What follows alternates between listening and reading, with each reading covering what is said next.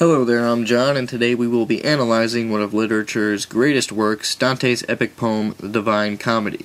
Devised between 1308 and 1321, this poem's plot is concerned with the Christian afterlife, dividing the poem up into three main sections, the Inferno, Purgatory, and Paradise.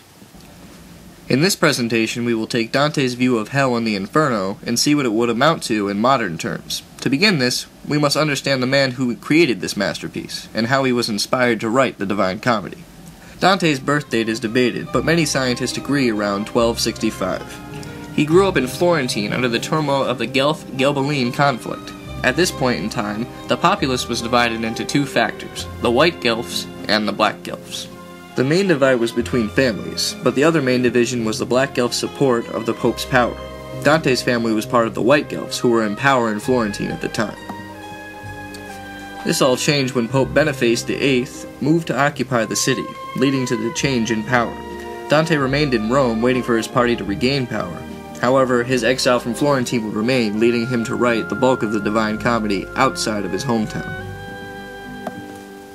He finished his work in Verona and died at the age of 56 in 1321. Following the reception of his work, many wanted his remains moved to Florentine. However, dispute has stopped this from happening. Through all these conflicts with papal control and state, Dante's Divine Comedy is greatly rooted in political satire. All those who opposed his views are found in the 9 circles of hell, punished for their acts. Those who supported Dante during his struggle ended up in Dante's paradise. Another deep root for Dante's work was the influence of classical artists. Famous authors are found in all aspects of the afterlife, the main one being the classical Roman poet Virgil.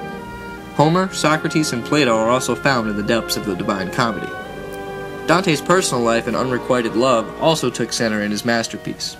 As a child, he met Beatrice, leading him to a life of infatuation. He was promised to another girl and married, leaving him to live in constant devotion to Beatrice. Although he has only met her a few times in his life, his writings were greatly attributed to her. This is extremely evident in the Divine Comedy's Paradise, for the angelic Beatrice can lead Dante through heaven. Now that we're done with all the background info, let's begin with the presentation. So, we begin our story on Good Friday at Rhode Island College. I sit in my prison cell, dormitory, completely distraught after Dufour's history exam. Finding no hope for living, I exit to the woods behind the parking lot. While among the trees, the campus police sought to capture me, their flashlights edging closer. I broke into a sprint, finding no path to escape. Out of the darkness came a figure. Frightened, I called out to it, hearing a familiar British accent respond. To my confusion, John Lennon walked out and spoke, saying I should journey with him to the eternity beyond this one. Completely overwhelmed, I doubted this to be real, thinking some inebriated undergrad was trying to mess with me. He assured me with a song, and then spoke out of his real mission. The angel, Natalie Portman, had spoke to Lennon, sending him to save me from peril. Lennon said he would guide me through the fiery pit and purgatory, and then Natalie would bring me into the heavens. Still doubting this to be true, I followed Lennon through the trees until we stood below the intimidating gates of hell. Upon it said, "Abandon all hope, ye who enter here." As we entered, the screams of pain and despair echoed in my ears. Lennon led me to a boat ferried by Charon, bringing us to the first circle of hell. There the unbaptized were in despair, for they never knew the light of God. Those who lived before the birth of Christ dwelled, including many of the Greek and Roman figures who caused me to fail Dufour's exam. The second circle held those who were overcome by lust, leading them to be tortured in their existence. Paris Hilton, Pamela Anderson, Lindsay Lohan, and Britney Spears were all being skinned by demons, and then made into hand purses to be sold on Canal Street in New York. The third circle of hell held the gluttons, John Candy, Chris Farley, and Oprah to name a few. Here they were whipped and forced to eat what looked like delicious foods. However, John Lennon assured me that all the food they ate was tainted, creating tastes that mortals would not understand. The awful smell assured me of this. The fourth circle held the consumers, whose materials mattered more than life. Here Donald Trump and all of his ex-wives, Bill Gates, and anyone who has ever appeared on MTV's Cribs all had to throw their possessions off a fiery cliff. Any resistance led to their own fiery jump. This process repeated many times as we passed. We arrived at the River of Styx, the fifth circle of hell. Here those overcome by anger fought on the surface. All the members of the Blackwater in Iraq were fighting, ripping each other apart limb for limb. Lennon then tried to pass into the inner circles of hell, until the demons had begun threatening us. Fearing repercussion, Lennon backed off until an angel from heaven secured our path. We entered into the city of Dis, to find the sixth circle of hell, where all the heretics were.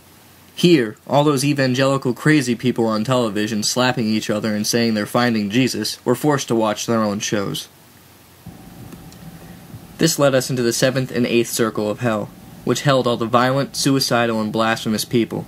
Anyone who had committed a sin knowingly was held there. We then saw Michael Vick being ripped apart by chihuahuas. Next to him was Kurt Cobain, who was forever stuck with Courtney Love. Saddam Hussein was further over, and was constantly being gassed and forced to sing the American national anthem, over and over. Mike Tyson was hung from the ceiling by his ear, and O.J. Simpson's wife was hunting him down with a shotgun. Sinead O'Connor was constantly ripped into pieces by Pope John Paul II, and Kim Jong-il was nuked every 5 minutes. Charles Manson was in the corner, constantly being convinced to do humorous things such as tap dancing or ballet.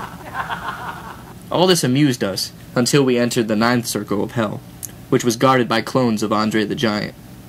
The various traitors of mankind dwelled here, the most famous being George W. Bush. He was constantly beaten by the forefathers of our country in various and disgusting ways. Also there were his parents, George and Barbara, who were put in hell for creating such a failure.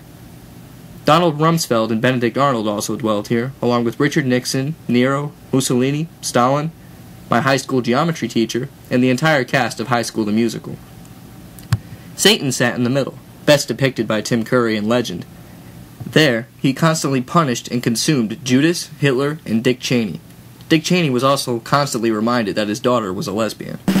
After taking pictures of me with the devil, John Lennon escorted me into purgatory, where my journey would eventually lead to paradise with Natalie Portman.